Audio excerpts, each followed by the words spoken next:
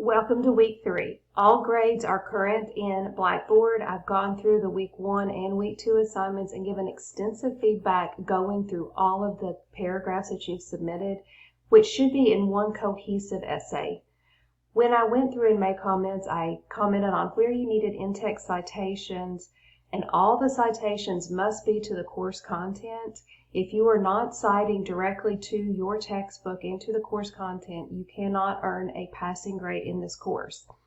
And citing to the course content does not mean listing the textbook at the end of the paper. Throughout the body of the paper, you have to have in-text citations showing where you got the information from the sources that were provided in your course material.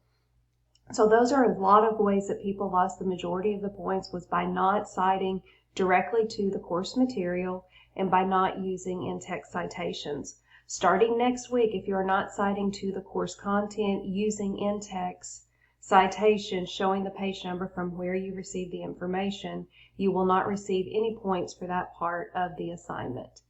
Another thing I wanted to point out is when you're citing to a case, a legal case, you use that name and citation in your endnotes and the in-text citation. You don't go to the source where you got the case information. Let me show you what I mean by that. Several students, when citing Masterpiece Cake Shop, went to this website, which is perfect. That's the link that I gave you. So this is where you got the information about the case. But unless you were citing something ancillary from this website, you were just using the course opinion. So you were supposed to click on course opinion or one of the concurrent opinions, and then you get sent directly to the language of the case, which I just highlighted the citation at the top. You are citing directly to this case, not to the website from which you got the information. And for those of you that cited, oh yay, I got the case from Justica, supreme.justica.com, which is not where you clicked on the link originally.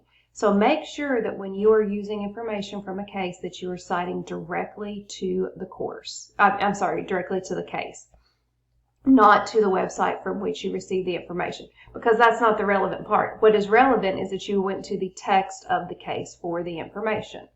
Okay, so this week we're switching to torts and criminal law. The writing assignment is going to be the same. You're still going to write a 500 to 750 word paper that needs to be in an academic format, which means you're using Times New Roman, 12-point font.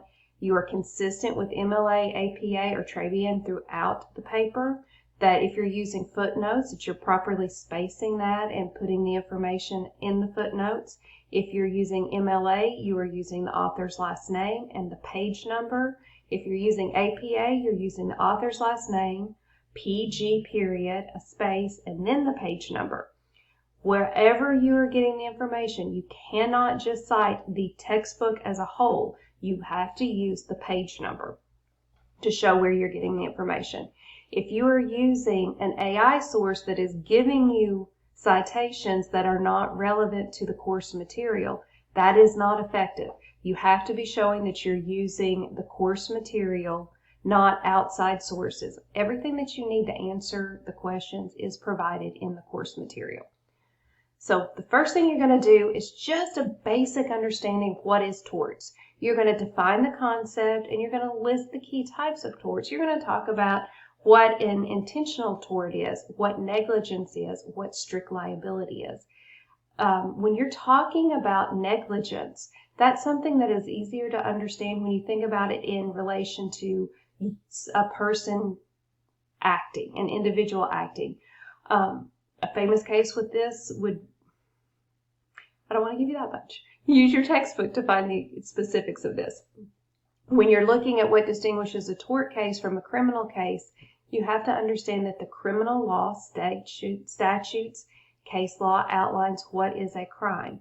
A criminal case, the plaintiff will be the Commonwealth of Kentucky or the United States. It'll be the government versus a person. When we're looking at a tort, it's two individuals. Criminal law and criminal acts are outlined. It's very specific. It's very clear-cut, but it is different than a tort. So you need to think about, where do we get the criminal law and how is that different from a tort? And then at the end of this one, we have Garrett v. Daly. This is an example of a court case that looking at how someone acts in a way that causes damage to someone else, as in a tort, not in a crime. So this is the fact pattern to kind of give you an understanding of that. That is a good way to understand the difference between a tort and a crime. When we're looking at the adversarial process, why does it take so long for the appellate process? We know that the trial court is where the facts are being considered, all of the information is being introduced. But when we get to the appellate level, it takes time for those opinions to be processed and for them to be published. Why does that part take so long when we're just analyzing how the court acted below? That's in your textbook. Also, District of Columbia versus Westby illustrates what is a reasonable search and seizure. Several of you expressed interest in criminal law, and an important part of that is how we get information that is used in a criminal case. So looking at reasonable search and seizure under the Fourth Amendment, focus on the role of probable cause in real-life situations. Today, when we're talking about reasonable search and seizure, one example that I use a lot in the classroom is your cell phone. When we originally, as United States citizens back in the 1700s, came up with the concept of search and seizure, it was a home. That's what people considered someone going into their home and searching through that. But today we have digital assets, digital tools that we use on a regular basis. How can we search those? What is the expectation of privacy when you're using a University of the Cumberland's computer, or you're using the cloud that you have through UC? Different tools, like when you're using Google Docs or Word, there are ways that professors can go in and see what is your original writing, where have you copied large chunks of information from another source and put them in there. Do you have a reasonable right of privacy when looking at how those documents were constructed before they were submitted? Do we have an expectation of privacy with our cell phone? If you have a cell phone that does not have a passcode on it and the police get that phone and open it, what is your expectation of privacy in the searching through that? So those are just questions to think about, and looking at how constitutional law has come from the 1700s to the 2024s, where we have different expectations of privacy using these digital tools. For those of you that want to go to law school, I've included how to read a case with a UVA law professor.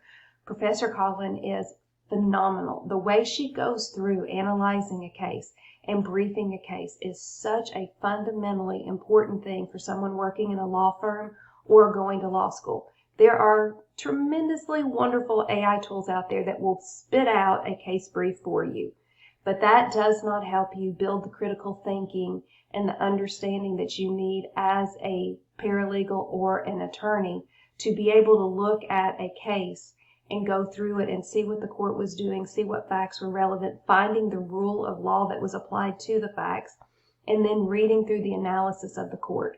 That is a vital part of critical thinking that you have to have when working as a paralegal or a lawyer. No matter what kind of law you're in, you need to be able to read a case and analyze that case without the help of AI. Once you become proficient in reading a case and briefing it on your own, there will be times that you use tools like AI. There are things through Westlaw and LexisNexis where it helps you with that, to where it's not so much of your independent thought. But at first, as a student building these skills, you need to learn how to do this on your own.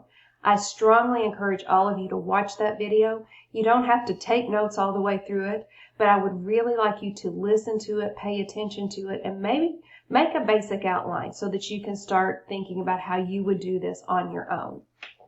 And the very first two videos here are basic level, very introductory level videos on understanding the concepts.